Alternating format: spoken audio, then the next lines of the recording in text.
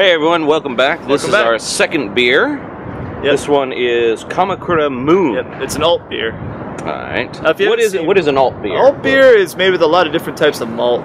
It's kind of a it's a really malty, kind of a thick flavor, but it's not as thick as like a barley wine or a stout. So it has its own like distinct taste. It's hard to really describe, but yeah, I mean, according to Untapped here, malty and smooth and rich is what they call this beer. Alright, well let's give it our first taste. Well, if you haven't seen Beer 1, go check it out on my channel. And that's the brief introduction of Kamakura. So this is our continued discussion of Kamakura. So here we go. Cheers. Alright. Yeah. Oh, that didn't even make a clanking sound. There we go. Proper kampai. Yeah, as expected, this is very malty. It's also kind of, it's pretty sweet though, isn't it? Yeah, I can definitely... Yeah. Yes. Alright. So, to continue on our discussion, we were talking about the Kamakura history, about the place, and we were saying how the Kamakura became... No, you had said last video, or earlier, that it was a capital, but officially it wasn't the capital, because Kyoto was the capital. Or Heian, officially. Right? Yeah, that was the official capital. Officially, all the way up until 1867, 68, when Tokyo officially became the capital, and that's actually when Kyoto was named West Capital, Tokyo East Capital. Oh, I see. Yeah, because before, well, Tokyo used to be Edo. Right. And until that time. Right. And Kyoto was Heian. That's why we call it the Heian period, which was 794 to 1185 or 1192, however you want to call it. Yeah. So anyway, so we're talking about, Kamakura, what they call the Kamakura period, is basically when the military government that, for the most part, controlled the country, was in Kamakura. And as we were saying before, it was chosen because it was a very good defendable spot. Like, very difficult to attack. You had all these mountains around it, and then you had the sea. I think there was 8 entrances that were established. Passes, yeah. 8 passes in that mountain range that you could go through, and they were heavily guarded. Yeah. Yeah. So anyway, there was a war between 2 rival samurai families, Heike Genji, or Taira Minamoto, however you want to go with it. Right. 1185, the Heike were defeated, and the Minamoto now were completely in charge, and Yoritomo firmly established his capital there. The military capital. In Kamakura. And in 1192, he was awarded the title of Shogun. So some people say Kamakura period starts 1192, but some people say 1185 because by that time the rivals were finished. Yeah. Now my question is, you said he was awarded the title. Yeah. Did he kind of force the emperor to give him that title? That's a good point. Yeah. Or was that bestowed upon him? Because if I understand, the emperor at the time, or the retired emperor. No, that's another interesting. Retired emperors usually had the power, but the retired emperor Go-Shirakawa, I think he died. And then the next emperor or retired emperor is the one that gave him the... I see. Yeah, so it was, if he knew what was good for him. But it was a very careful thing. Yoritomo was careful because he didn't want to insult the court. Right. Even though he was in charge, he didn't like... He wasn't very strong about... Like, there was a couple things that happened right around close to the time of his death that he kind of let slide that were kind of an effrontery to his power.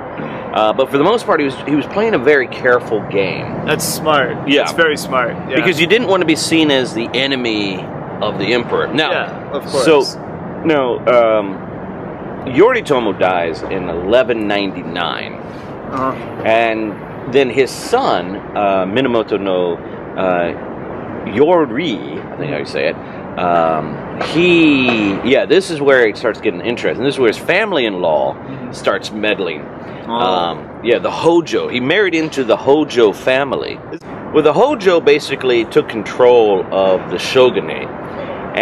But there was this is where, again, on the Game of Thrones, you started having a lot of assassinations, and bloody massacres. So right after Yoritomo died, a year later, one of his followers, Kajiwara. Anyway, he hated Yoritomo's half-brother, Yoshitune, he was always a troublemaker. They killed him, Kagetoki. They killed him the year after Yoritomo died. Oh, wow. Then in 1203, there was the shogun got sick, and it was decided who was going to be the next shogun. Right. Some people wanted Yoritomo's younger son, right, who became later Sanetomo, to be the shogun. And yeah, it was a bit of a kind of a power struggle. Yeah, and some people wanted someone else. Some people wanted the current shogun. His in-laws, right, the Hiki family, were jockeying for power. Oh, I and see. the Hojo didn't like that. Oh, I understand. And so the family clan leader, Hojo Tokimasa, invited Hiki to a meeting where he assassinated him. And then they attacked the Hiki mansion. That sneaky bastard. Yeah. And killed everybody, including the son who would have been the shogun. Right. So that really Ichiman. That screwed everything up. Yeah. Oh boy. Yeah. Now there's a temple there, Myohonji, that was built like 50 years after this event by one of the few that survived and escaped. And that guy probably had an insane amount of PTSD. Well, he was a kid at the time, but yeah. Well, still. But he built that temple. He built that temple specifically to pray for the repose of the souls of those who had died in that attack. Right. But anyway, so you had all this stuff going on, and then 10 years after that, another family group, also jockeying for power, the Wada clan, they got wiped out. Oh boy. Yeah, it was just like slaughter. Meanwhile, the shogun, he retired, and eventually he ended up murdered, some people think by his own grandfather, Tokimasa. I mean, not personally, but had him killed.